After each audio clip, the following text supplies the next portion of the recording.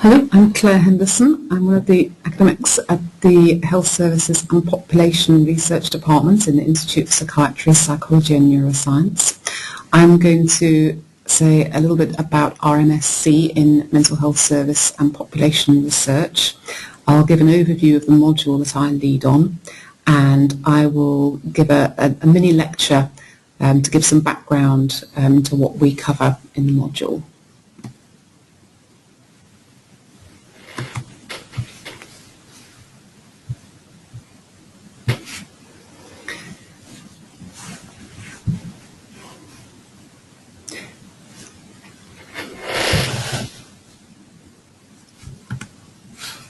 So the MSc that we provide, that's a picture of our building there, in mental health service and population research, aims to provide a rigorous training in the basic scientific principles and methods that are the foundation of both mental health services research and population research into mental health problems.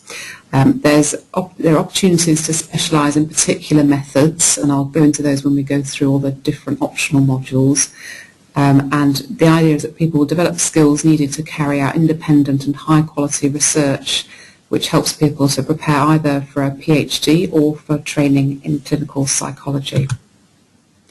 So just to go through our core modules to start with, we go through the principles of psychiatric epidemiology, that's the study of mental health problems in populations, and the analytic methods for that kind of research, in terms of the statistical analysis needed.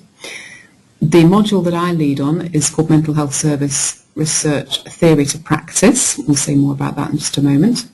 And lastly, Mike Slade teaches on systematic reviews in mental health. And systematic reviewing is really the first step before embarking on any piece of research, really to ensure that you know everything there is to know about the current state of the field as far as a particular intervention or interventions for a particular population are concerned. So that's why that's one of the core modules. In terms of elective modules, we have social psychiatry and research methods for women's mental health, led by Professor Louise Howard, our Professor in Women's Mental Health. Sarah Evans-Asker and Maya Semrau lead this module on stigma and discrimination research, for which this department has a particular strength. Qualitative research methods are taught by Guy Sheffer. Applied statistical methods in psychiatric epidemiology are taught by Jade Das-Munchi and Matthew Preener. Measurements in mental health, for example, the creation and testing of new scales is taught by Rosie Mason and Kia Chong-Chua, and then economic evaluation is taught by Barbara Barrett and Margaret Heslin from our Centre for Economics in Mental and Physical Health. So an overview now of the module that I lead on, which is Mental Health Service Research Theory to Practice. Now this course is based on the Medical Research Council framework for the evaluation of complex interventions in healthcare. And the first set of guidance from the MRC was published in the year 2000, and then there's a more recent update in 2008. And we cover each step in this framework, which starts thinking about the theory for why an intervention might work. It covers all the sort of developmental work that goes into developing an intervention, and then the steps needed to test it all the way through to a large-scale clinical trial, and then also thinking about what should happen after such a trial. We also discuss the study designs and the terminology as well favoured by the National Institutes of Health Research, which is now the main funder for health services research. What happens after large-scale trials. We think a little bit about implementation science, which is a way to try and bridge the gap between research and practice. And also we consider alternative strategies to randomised controlled trials when such a trial is either impossible or not appropriate. So, for example, we talk about programme evaluation, where there's no control group. So the learning outcomes of this module are, first of all, to understand the theoretical framework for undertaking mental health services research, to formulate a research question, and we proceed from the research question to development of aims, objectives and hypotheses for a study, to define a model of a complex intervention in healthcare and to develop a testable model of a complex intervention, to identify methods for investigating health service interventions, as I said, not just trials but other methods too, to know how to test the feasibility of an intervention and methods to study it. In terms of complex interventions in healthcare, then feasibility is a critical issue because the more complex something is, the more difficult it may be to implement. And this is something that we think about right at the start of developing an intervention, as opposed to after a full-scale trial when one is thinking about routine implementation. We learn how to develop a protocol both for an exploratory randomised control trial, which is a step before a full-scale clinical trial to test the effectiveness of an intervention, and we learn the differences between those two types of trial in terms of the design, the objectives and sample size. Last of all, people develop for their assignment a protocol for a trial that can actually be an exploratory or an effectiveness trial, and people learn to critique reports of randomised controlled trials using published papers and using guidelines for reporting of randomised controlled trials. So as I mentioned, the assignment is to write a proposal for a trial for about 2,500 words, give or take 10%, and there's a choice between an exploratory trial, which, as I said, is a step before a large-scale trial of the effectiveness of an intervention, and people choose that based on what stage their intervention is at in terms of the existing evidence for it, and having learned quite a lot about the difference between the two types of trial. So my sample lecture is called A Tale of Two Complex Interventions, and the idea behind this lecture is to show what impact the MRC's guidance has had. These two interventions, which I'll explain in just a moment, have had quite different developmental paths, because the first one, Joint Crisis Plan, was developed and the testing, the evaluation started before the MRC's guidance came out. The second one, called Coral, was something that was developed and tested after the guidance came out. So starting with the Joint Crisis Plan, this is an advanced statement developed between a mental health service user and members of their treating team, and also an outside facilitator who's also a mental health professional but isn't part of the treatment team. And as the name would suggest, the idea is to set out in advance what should happen when somebody experiences a crisis or a relapse in terms of a severe mental health problem. And the idea is that with severe mental illnesses such as psychosis, people often lose capacity and aren't always able to say what they want to happen. So the idea is that we discuss this in advance and write it down and think about who else should have a copy of the plan, so that when a crisis does occur, the team acts in accordance with the person's wishes as far as is possible. And the spur for this intervention was actually a government recommendation which followed some inquiries into adverse events which had happened, such as violence, when people had relapsed, and there were found to be flaws in terms of communication between mental health services and the degree to which the person had been followed up. And the intervention was developed through a series of stakeholder meetings. So, for example, with one user group called Survivors Speak Out, who had written out cards that they had developed saying what they wanted to happen in the event of a crisis. And this is something that they had done just on their own. The idea of the Joint Crisis Plan is that by involving members of the treatment team, then the service user could be confident that people knew about the plan and would put it into action. So having developed this intervention, we did a pilot study, and then we did a systematic review. This is where you see that the order in which we did everything looks a bit strange compared to the order in which the Coral intervention was undertaken.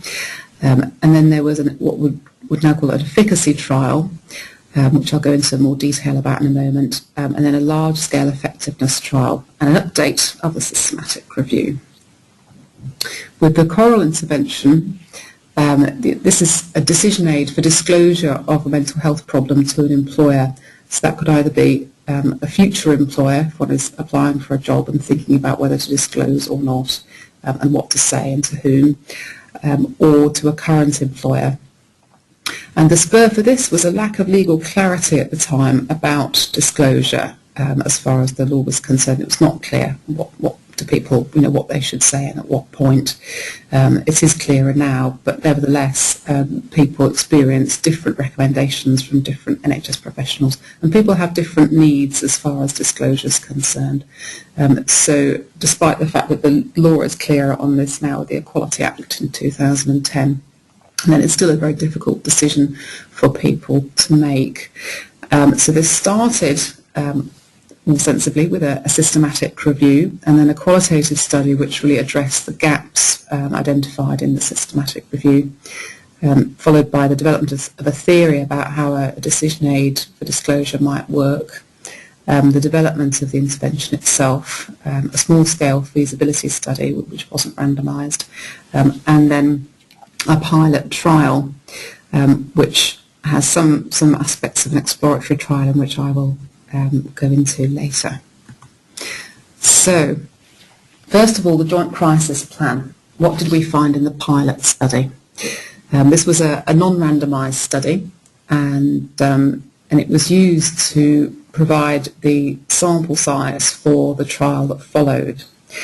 And during this pilot study, we saw that not only did people essentially like the study, the majority felt more involved in their care, more positive about their situation, and more in control of their mental health problem. We also found that there was a 30% reduction in the rate of admissions when we were comparing the period after the development of the Joint Crisis Plan as compared to the 2 years before. So we got quite excited about this, and we used this pre and post study to figure out what the sample size should be if we were going to test whether in a randomised controlled trial we also saw such a rate of admissions, a difference between this intervention and treatments as usual.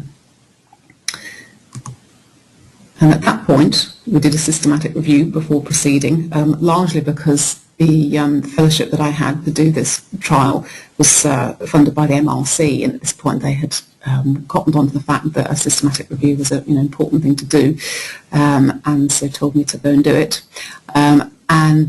We did a review, a Cochrane systematic review of patient-held personalised information for routine care of people with severe mental illness. So this was broader than just looking at crisis planning per se.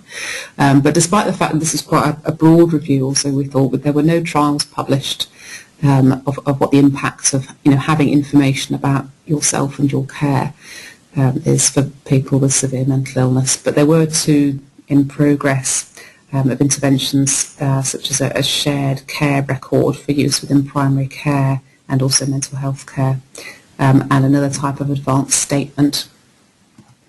So we then proceeded to the small-scale efficacy trial, and efficacy is a term which really describes a trial that's undertaken under ideal conditions.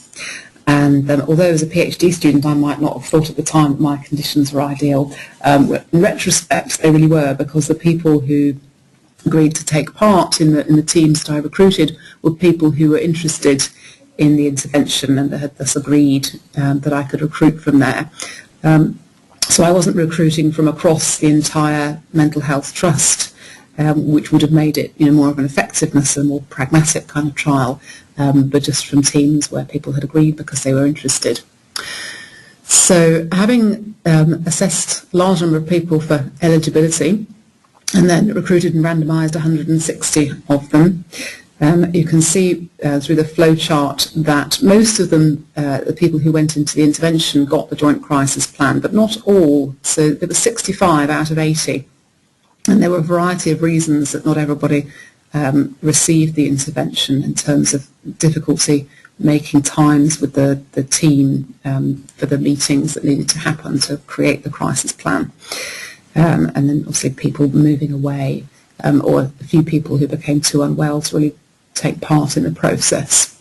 For the control, we used giving people existing leaflets about services. So this was information, but obviously it wasn't personalised to people's care. And we were able to analyse everybody because we were using routine data in terms of admissions and also use of the Mental Health Act. So in terms of the results, you can see that as far as adverse events were concerned, the numbers are small here, and this is one of the problems with a small-scale trial, but there appears to be a difference in terms of the number of violent incidents during the 18-month follow-up period, but no differences in terms of self-harm. And again, there are some differences in terms of use of the Mental Health Act. So one looks at use of any bit of the Mental Health Act to do something involuntarily to someone, whether it's to bring them to hospital or to detain them in hospital. There was less use of the Mental Health Act amongst the people who were in the intervention group, and as a result, they spent less time in hospital under a section of the Mental Health Act, being detained in hospital. However, there was no difference in terms of actual admissions, so it was only involuntary care which was reduced by the intervention. There was a trend, if you like, so that if one just looks at people that got the intervention, excluding those that didn't, then it looked like there was a difference. And this is where the small sample size becomes a problem. So it may just have been too small to detect a difference in admissions overall, but only detected a difference in more coercive care. So having had those positive results in terms of use of the Mental Health Act, we then proceeded to undertake the Crimson study, which was a multi-site trial of the Joint Crisis Plan in 3 different centres. And to be eligible, we used the same eligibility criteria as the previous trial, which was that you had to have a diagnosis of a psychotic illness or bipolar disorder and were being treated in the community. And you'd had at least 1 admission to a psychiatric inpatient ward in the previous 2 years. And the idea behind that is that people are able to reflect on what had happened during their previous admission and how they might like things to be done differently in the future. We excluded people who were currently under a community treatment order or an inpatient because there's a perception sometimes for people who are detained or on some kind of treatment order in the community even that they have to participate. So after a baseline assessment, we randomly allocated people to the Joint Crisis Plan, or this time for the control condition it was just treatment as usual, and followed people up for 18 months. Primary outcome again was the proportion of people subject to some bit of the Mental Health Act. We also looked at costs, service user engagement, perceived coercion, which is not the same construct or idea as objective coercion, which is essentially use of the Mental Health Act, and therapeutic relationships in terms of the service user's view and also the professional's view about the therapeutic relationship.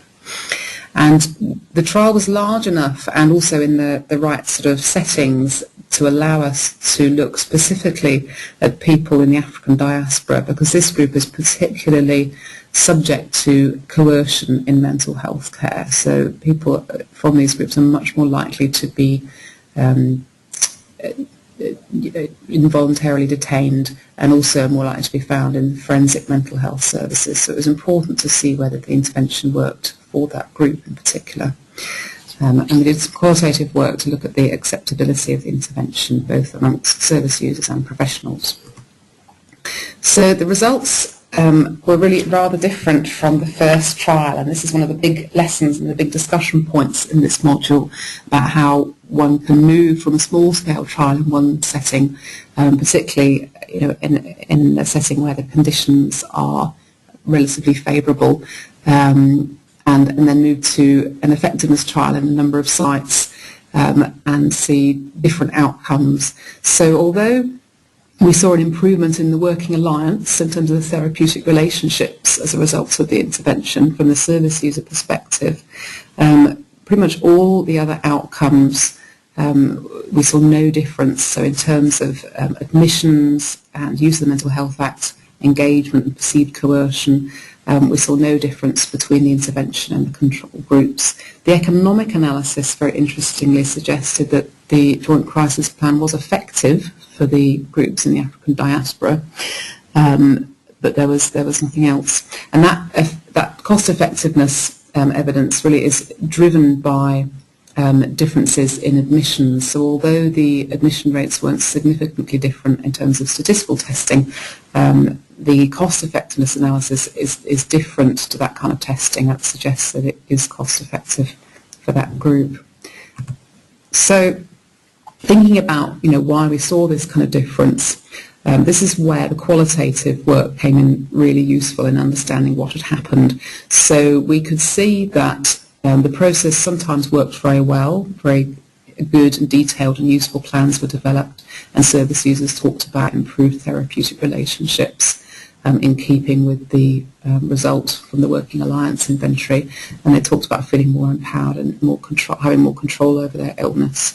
But we also discovered a lot of barriers to implementation and to the whole process of shared decision making that's needed to create these kind of plans.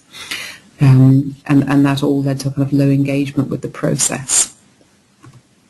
So coming back to a comparison between the paths that have been used to study these two interventions, we need to proceed to Coral, which, as I said, was something that was developed and tested after the MRC framework came out. And because of that, the first thing to do was the systematic review. And this was a very broad systematic review. If one looked for interventions to help people disclose a mental health problem or think about whether to disclose a mental health problem or not, one finds absolutely nothing.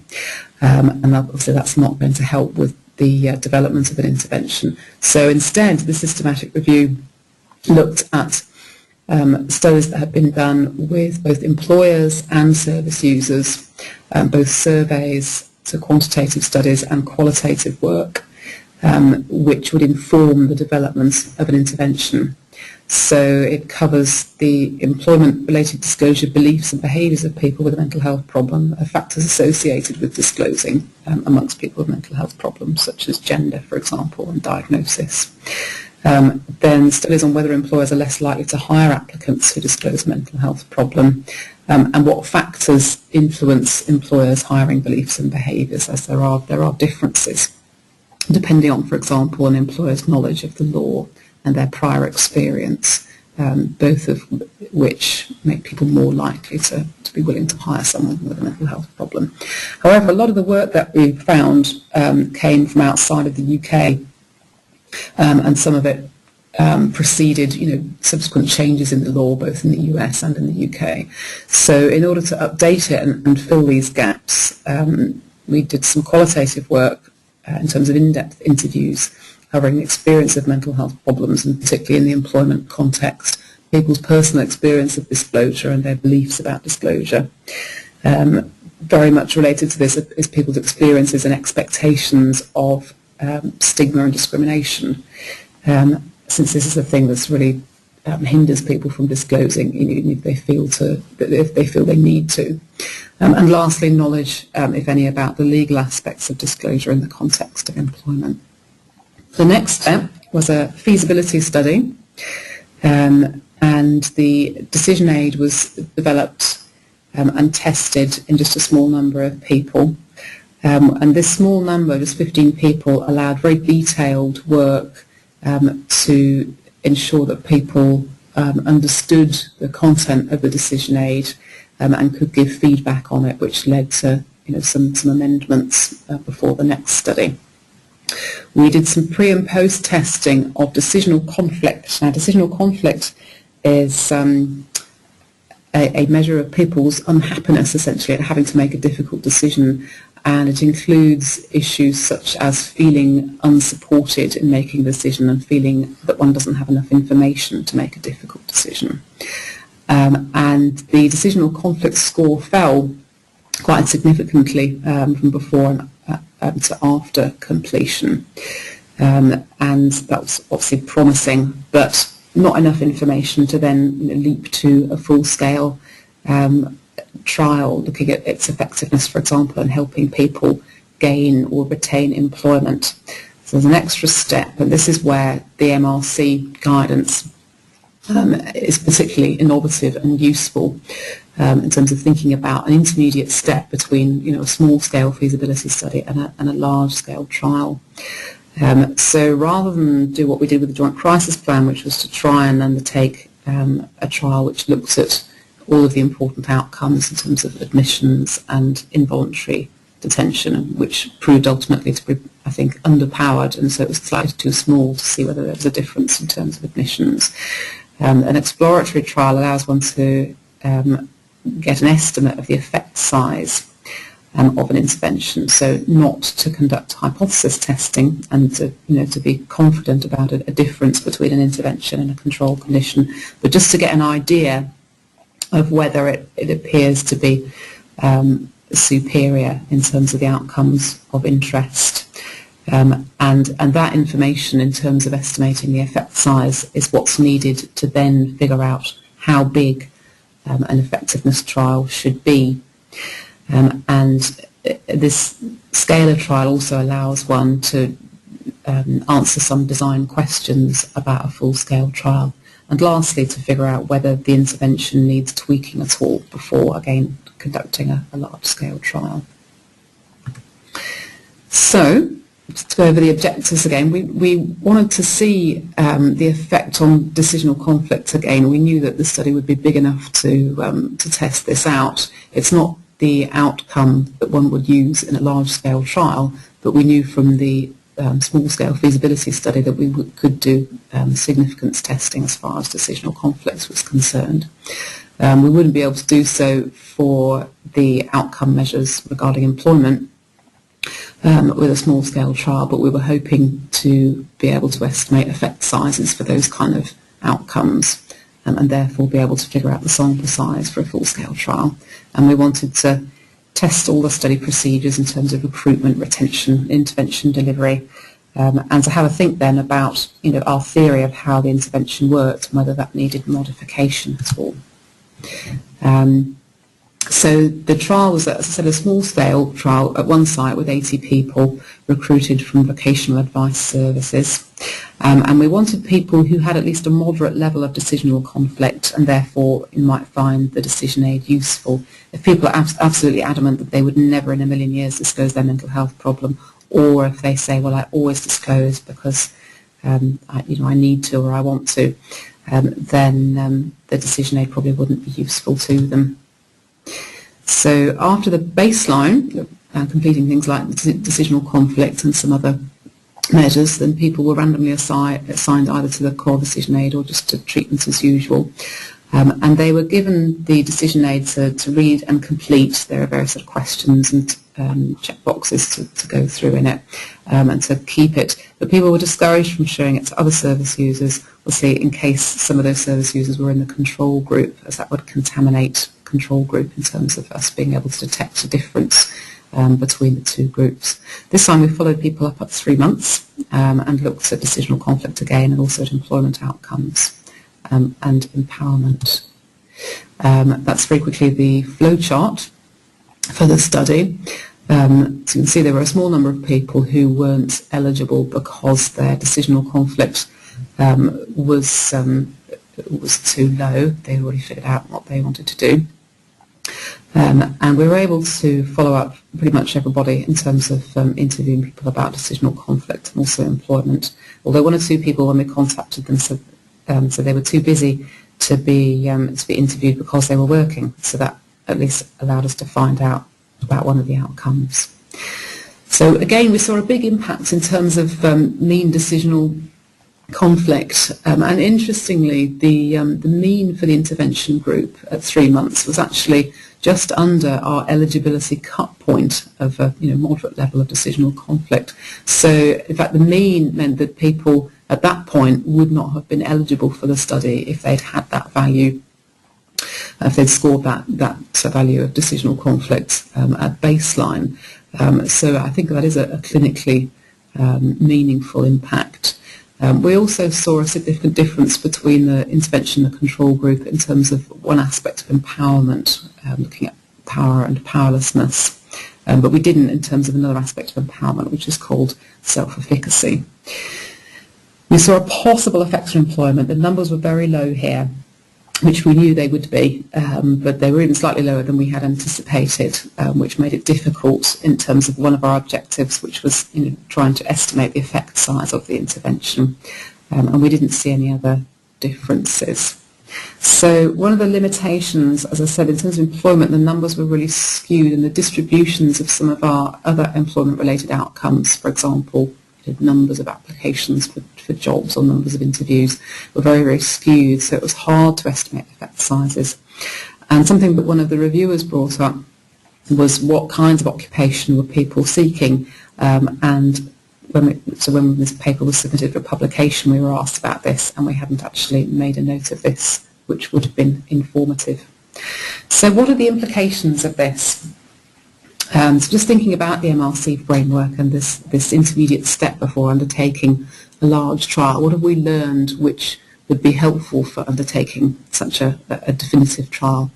So clearly it needs to be larger, and it needs to have an economic evaluation this time. It was too small to do so before, but at least we collected data on which would inform how much the intervention costs. And also we know what kind of services people were using, and that information is important for an economic evaluation.